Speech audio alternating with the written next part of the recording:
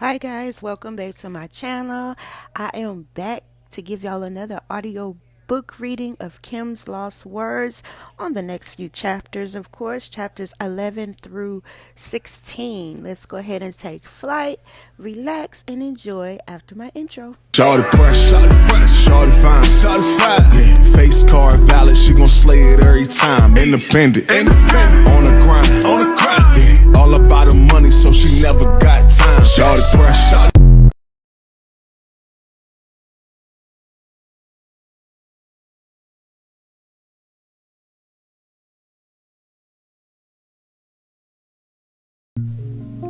Chapter 11, More Problems.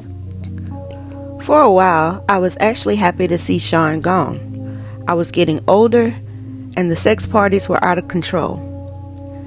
It was getting time for me to slow down. Quincy was getting older. I knew that if I kept going, the rumors circulating were going to eventually find a way to get back to him. What would he think of me? Chris is about to take his trip to California. I didn't know exactly what was going to happen out there, but I felt like Tiana Wallace was about to be an orphan. I knew I didn't want any ties to that. As I was sitting there contemplating all of this in my robe, sipping my wine on this Friday evening, my doorbell rings. I was not expecting company. I opened the door and found Sean. My heart skipped a beat. I was shocked but recovered quickly. I forced a smile and told him with a slightly slurred speech, "Hey, come on in." Shit, I'm way more intoxicated than I thought. Sean entered looking around suspiciously, then turned to me and smiled saying, "You haven't been returning my calls. I just wanted to make sure you're okay." "I'm fine." He obviously was not out here out of concern. He was checking to see who was here. Sean was controlling like that. Yes, even though we were not together and he was dating someone else, he started to make his way to the living room. I attempted to put a quick end to the visit, but it came out a little more directly than I intended. "So, since you can see I'm fine, you can let me go to bed now." Part of me wanted him to stay. As he entered the living room, I was forced to follow. Sean was very direct with his next inquiry. Is someone else here waiting for you?" "No, but Sean, we're not together. You're dating someone else?" "I can fuck whoever I choose." With this, Sean became irate. He fiercely slammed me to the ground. Then he pulled out a .22 and sat it on the end table. He turned to me calmly. I was scared. My voice quivered as I pled to him, "Sean, please stop. Quincy is here." How did we get here? How did we get to the point that he was in my living room threatening me with a gun? He knelt on one knee and got right in my face and said, "You're mine. You don't have a choice in that now. I can't live without you." He stood up, composing himself. I was terrified as I whimpered, "Sean, that's not love." Sean picked up his gun and cocked it. He looked me almost thoughtfully and asked, "Have you ever heard, if I can't have you, no one else can?" "Sean, please don't. Please. Quincy will hear." Sean smiled and put the gun away saying, "Oh, this is just for dramatic effect. I would never shoot you. If I was going to kill you, no one will trace it to me. You know how many people I've had to take care of over the years? It would be quiet. Something in your food or drink. Something that will never get back to me. I wouldn't shoot you. Do you understand?" I could only nod, tears flowing down my cheeks. He looked at me thoughtfully. As he reached down to help me up, I could do nothing but agree. He's a terrifying monster. Now, he wanted to smooth it over, and I had to go along with it. What else could I do? "Listen, baby, I don't ever want to hurt you. You know I really love you, or I would have moved on. Thinking about living my life without you is just too hard. If someone ever tried to hurt you, I would kill them." My back hurt from where I hit it on the table when he shoved me. All I could do as he helped me up was nod, and I understood through my streaming tears, which he wiped. He looked toward Quincy's room. "Let me say goodnight." "No, Sean, please." Thinking quickly, he has to get up in the morning. Sean looked at me with an unreadable look. He was studying me. "Okay, I'm gonna go." Nervously, I walked him to the front door. "This is over, thank God." He kissed me. I didn't want him touching me, but I couldn't refuse. "Kiss Quincy for me." I tried to keep my composure as I replied, "Sure, Sean." He opened the door to leave. The bodyguard that was waiting outside escorted him to the car.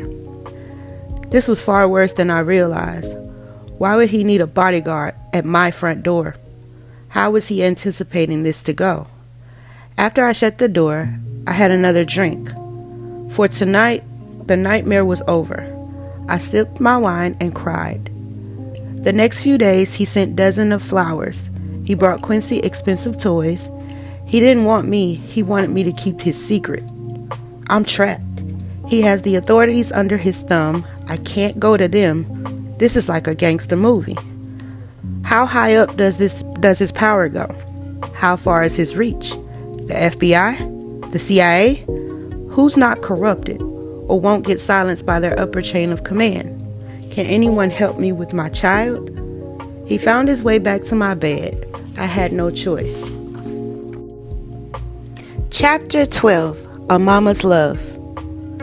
The calamity that ensued behind the death of Biggie shook the East Coast. It rocked me as well. Sean could have stopped it. He was complicit in it. He was a contributor. He knew it was going to happen and didn't stop it. This was his friend. No, they were not nearly as close as Sean would have the public believe, but still. As far as Sean was concerned, we were great. To the public, we were just having the off and on relationship of a normal couple, and I probably just seemed like a money-hungry hoe. But the truth is, I just got used to not having a choice. Today, I recognize it for what it was, Stockholm Syndrome. I was at his beck and call and had become comfortable with it. Quincy had everything he could ever want, with the exception, of course, a normal parental figure. That is why this chapter is so powerful for me. A mother's love is so real. One night I was out with my boyfriend. Yes, we were on again, and we were joined for dinner by none other than Miss Wallace. Sean looked over as security allowed Miss Wallace to approach the table and sit. Miss Wallace spoke with a smile. "Hello, Sean. Hi, Kim." I smiled the best I could. What a situation. For all intents and purposes, she is sitting with her son's killer. I hope my voice didn't betray my feelings as I said, "Hi, Miss Wallace." Sean smiled also as he said, "Hello, Miss Wallace. What can I do for you?" When I got your call, it sounded urgent. He was able to appear as if he was smiling warmly. This was the creepiest situation of my entire life. She looked at Sean with pleading eyes. "I know this isn't your problem, but things have gotten kind of hard. I was hoping that you could send some of that money Chris made with you this way." Sean shook his head. "That's not something I could just do. There are attorneys and accountants. Can I maybe help you out with a little something to get you past the hump?" Sean reached into his pockets to dig for his wallet. "I haven't even seen how much Chris left. It's going on 2 years. Just how long is this going to take?" Sean sighed as he replied, "Things are difficult, Miss Wallace. I don't know. The attorneys don't make this easy." Miss Wallace pushed further. "I don't understand what's so difficult. He worked for you. He made his money. Where is it?" Sean shook his head as if saddened by what he was saying as he continued. "It's not like I could just give you his money. You're entitled to certain amounts, and they are just trying to figure out what that amount is. I don't mean to sound cruel, but it wouldn't be fair to me to just give you tons of money. You got rich off my son, and now you're keeping all of his money." Sean kept his cool as he replied, "I'm afraid business isn't that cut and dry, Miss Wallace. I paid for publishing, publicity. All actuality, if I'm going to be straightforward, Miss Wallace. Chris probably owed me money. I won't know until it's all worked out." The anger in Miss Wallace's voice barely overshadowed the pain, and perhaps it magnified it as she uttered the only words she could muster. "You bastard." Sean didn't flinch. He just said, "Look at the contract. I'm honestly trying to get him as much as possible out of it, but I have investors.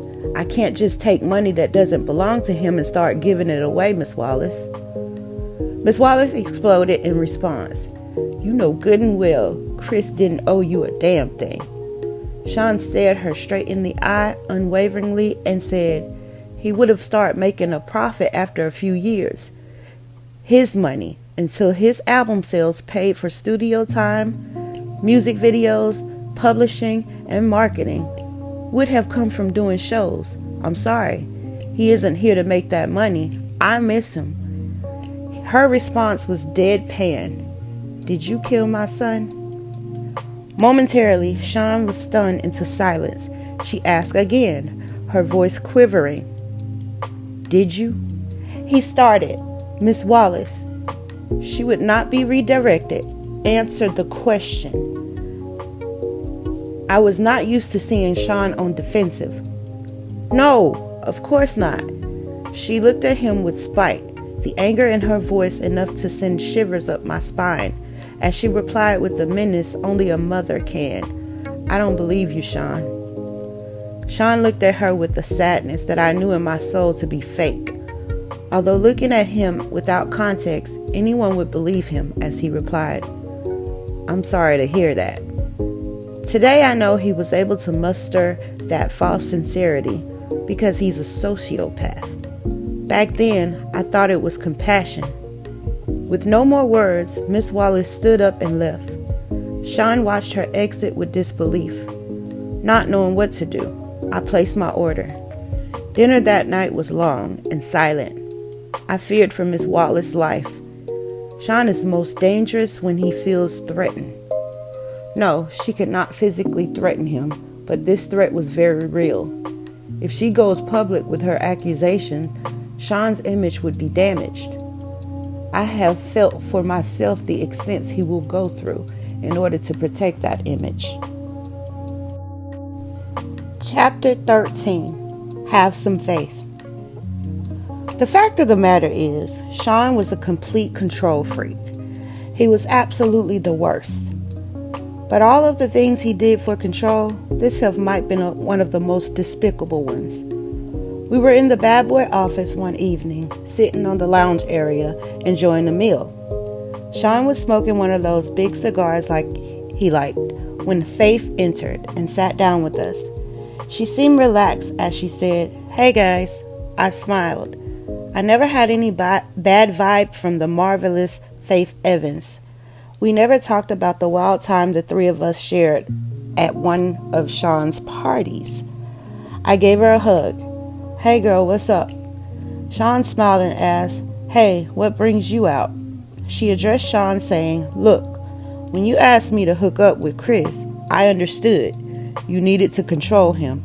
I felt honored that you would choose me to monitor one of your most valuable assets. Chris is sweet." Sean laughed and said, "Honestly, I knew you would be good. Make the big man feel loved. I don't feel good about all of this, Sean." Sean got that look in his eyes he gets before he blows his top. Faith saw it also. She treaded carefully. "Sean, you know I'm loyal as they come." Sean leaned forward, unintentionally threatening, and said in a low tone, "Yeah, but Sean, Chris and I had a child together." Sean leaned back. He let out a deep breath. "I'm gonna take care of you. You're not like Chris. You're loyal." Faith had a tear in her eye as she responded, "He didn't have to die." This is getting very touchy. Did she know? Did she suspect? Was this her trying to find out if Sean intentionally killed Biggie? I wanted to ask, but of course there was no way of doing that. This is so crazy. Sean sighed and replied, "He didn't. Don't get me wrong, I miss him. But he was leaving me anyway. No one cares about my pain. Classic narcissistic Sean. It's all about him. I was sickened for a moment, but his next sentence made me feel for him anyway. I wanted to share all of this with him. He was my man. Faith couldn't hide the anger that flared in her eyes, but she knew who she was talking to. She was careful as she spoke. Sean, you have your friends you share things with. Sean sat forward again, this time with malicious intention as he queered. What the fuck is that supposed to mean? Chris had no one, only you. Sean lost it. That fat fuck and that other piece of shit I had you fuck, I interjected while in shock. You had her fuck Pac? Sean glared at me as he answered, yes, fucking Pac. Those motherfuckers were going to try and start their own label and compete with me. Me! After all I did for that fat fuck. Nah, I wasn't using resources to protect that motherfucker. No fucking way. As Faith started to cry, Sean looked at her and softened slightly. He spoke a little calmer. Look, I didn't hate him. I was hurt, but I didn't hate him. I'll make sure you and CJ are taken care of. Without words, Faith got up to leave. As she turned, Sean spoke softly. Faith. She ignored him. He called to her again. Faith. She exited quickly. Sean just looked at me and said, damn, I really didn't know what to say. Sean just told Faith that he wouldn't protect her husband because he was going to leave Bad Boy. From a business perspective, I didn't disagree with Sean there. If you're leaving and creating competition for him, why would he spend resources on you? So I hugged Sean, but I also knew he didn't have to send Chris to California. I wondered if he realized that he sentenced him to death. He hugged me back with tears in his eyes as he asked, how the fuck am I the bad guy? Huh? I fucking do nothing but bust my ass to make everyone live comfortably, and I'm supposed to just let niggas walk all over me? As I held him in comforting embrace, I replied, no, baby. He took me right there on the couch. Like I said, Stockholm Syndrome. Chapter 14. Outshine. This particular evening, I was at Sean's house, and Quincy was staying with a friend. It was some alone time for Sean and I until the doorbell rang, and Sean got up to answer it. I heard a woman yelling and quickly realized that it was Jennifer Lopez, or better known to the world as J-Lo. Sean, what the fuck? She blasted. Sean calmly responded, relax, baby. Why the hell did you have to start shooting? Isn't that what we have bodyguards for? Normally when these kind of situations arise, I remain quiet and just listen. I play my position, you could say. But I wasn't paying attention to the news for the last day or so, and even though it would be the only thing anyone would talk to me about for months, no one had spoken to me about it yet. So, I entered the foyer asking, what's going on? Jennifer exploded at me. What's going on? What's going on? This nigga shot up a damn club. My jaw dropped, looking back and forth between the two. Sean spoke soothingly. Jen, you gotta calm down. Jennifer was having none of it. She continued. Calm down? Calm down? You shot a bunch of innocent people, Sean. Sean placed his hand on her forearm. It's a bonding technique. He was shrewd in handling her. He does this to me too. Even if you know what's happening, it works. It's an intimate contact without being personal. He was aiming to disarm her. This did not seem to immediately sway Jennifer as she continued. Why in the hell do you think Biggie's replacement will take the fall for you? Biggie's replacement? Wait, could she be talking about... I had to know. Are you talking about Shine? Jennifer didn't even look at me as she responded. Yes, fucking Shine. Sean continued with a calm, even voice. Relax. The situation is under control. Jennifer was not calming down. She went on. They contacted my attorney for my statement, and there are a lot of witnesses. Sean, there is no way you're going to get away with this. Sean's arrogance can be unmeasurable at times. He laughed as he asked, "You doubting me?" I couldn't believe it. I had to know. "Sean, what could you offer him that would make him do a bid for you? Like, what the fuck?" Jennifer also remarked, "And what if he falters halfway through his sentence and starts talking?"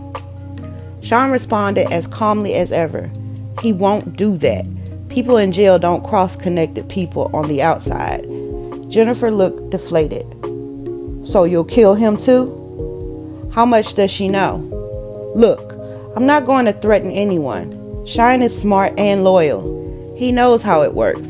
And when he gets out, he'll be well taken care of." Jennifer spoke defiantly. "Sean, they want to question me. I'm not perjuring myself. I'm not going to jail over this." Sean seemed so in control. I admired him for it at this point. My spirit was broken. I felt bad for Jennifer. She catches one bad break after another, and this was really a bad break. Sean spoke with confidence. "Relax. Come in and have a drink. Have your lawyers call mine. You'll never see the witness stand, I promise." Jennifer wasn't so sure. She asked him, "How can you possibly know that?" Sean smiled as he replied, "Between Sean's confession and the witnesses that gave their accounts, the cops won't need much else. The statement from your lawyer will be fine." Jennifer's next concern popped up. She explained, "My attorney, Sean, he's good, but he won't do this." Beaming with confidence, the way only a man with his network can, Sean responded, "Sure he will." Jennifer shook her head defiantly as she responded, "Sean, you don't know him." Sean's unbreakable confidence was ruling the day. Jennifer was giving in as he told her with a smile, "I got this." "Sean, are you sure?" Sean gave a wink. "My attorneys handle situations. Give him my number too." Jennifer seemed leery as she asked, "You're not going to threaten my attorney?" Sean laughed as he replied, "No, of course not. Money talks, baby."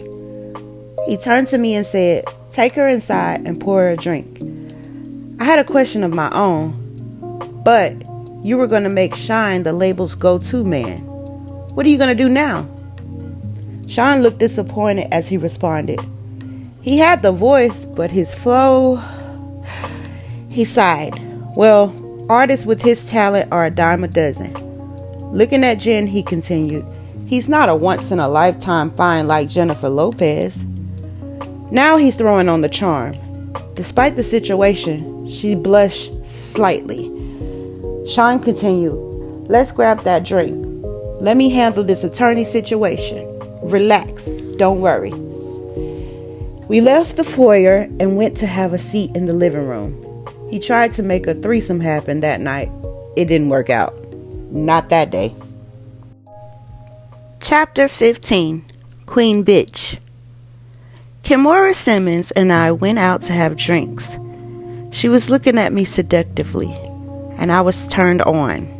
We were going to go back to my place afterwards, but suddenly after a sip of my drink, I felt like I had to vomit. I excused myself and barely made it to the ladies' room.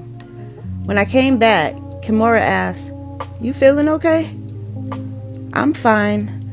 I have been under the weather the last couple of days. I think I'll head home." She said, "Your breasts are looking kind of plump there, girl." Embarrassed, I whispered, "Not in public." She replied simply, "Are you pregnant?" I was taken completely aback. "Why the hell would you say that?" She let it sit there for a minute. I bet in her head she was like, wait for it. Then it hit me. Shit! She gave me a minute before continuing. "So what you gonna do?" I didn't understand. Gonna do? If it's not Sean's? Fuck if it is. With the shock wearing off, the scope of the situation began to take hold. I responded, "I better get a test." She looked at me with pity. "Damn, girl. Good luck. After what he did to Chris, I wouldn't want to be in your shoes."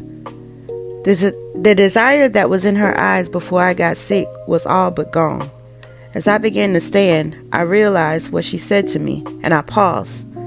She looked at me flatly and said, "Ain't nobody stupid, girl." I didn't know what to say. The question still lingered in my mind despite everything I knew. Did Puffy intentionally kill Chris? She brought me back to the moment by saying, "Go." Not knowing what else to say, but knowing I had to deal with my situation right now, I replied, I'll hit you up. She sighed and simply repeated, "Good luck." Chapter 16, Christian. The next day, I was sitting on my couch deep in thought when my doorbell rang. I went to let Sean in. This was going to be scary. We made our way back to the living room and we sat down. Quincy was asleep. Sean seemed legitimately concerned. "What's so urgent?" I didn't know what else to do. I just blurted it out. "I'm pregnant." The air in the room was as thick as J-Lo. He was quiet. What was he thinking? He asked obvious question. "Are you sure?" I spoke rapidly. "I was on the pill. I'll get rid of it. I'm sorry. I just wanted you to know." "That's wonderful." "This is great?" I was so confused. "Huh? You're not mad?" He laughed. "Mad? No. Why would I be mad at this wonderful news? I'm going to be a dad, with the woman I love bearing my child. What could possibly be better?"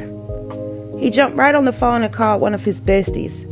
I could hear Will Smith congratulating him. Sean said, "Yeah, definitely. Hold on. Kim, baby." I was still in awe of the fact that he didn't get angry. And yes, I will admit, I was sure he was going to hit me. So it was with relief when I replied, "Yes?" He told me excitedly, "We got to have a party." His excitement was contagious. I was getting really excited too. "Yes, a gender reveal," and he cut me off. "Yes, of course, we're doing all of that, but everyone is going to want to sleep with you right before you give birth." My heart sank in my chest. "Everybody's going to want to what?" Sean went on with the same excitement. "Well, not everybody. You know Will, Jada, XXX. Sean, I'm having your baby." He verbally waved me off. "It'll be fine." I couldn't help myself. I just started crying. Sean grew quiet on the phone, then spoke low. "I'll call you back." He hung up and took me by the hand. "Baby, I never asked anything from you." I tried to see him through the tears streaming down my face. I couldn't believe the words coming out of his mouth. I tried to speak. "Sean." He cut me off. "I provide everything anyone could ever want. Do you want for anything?" Sobbing, I replied, "No, but..." He continued, "This is the kind of thing that I have to do in order to continue giving you this comfortable lifestyle, where you live in the lap of luxury and get to be on TV shows and in movies. I know you don't want this, but do you want all of this to go away?" A whimper is all I could manage. "No." "Then we gotta do this?" I said. "But Sean, I don't believe in all this spiritual crazy shit.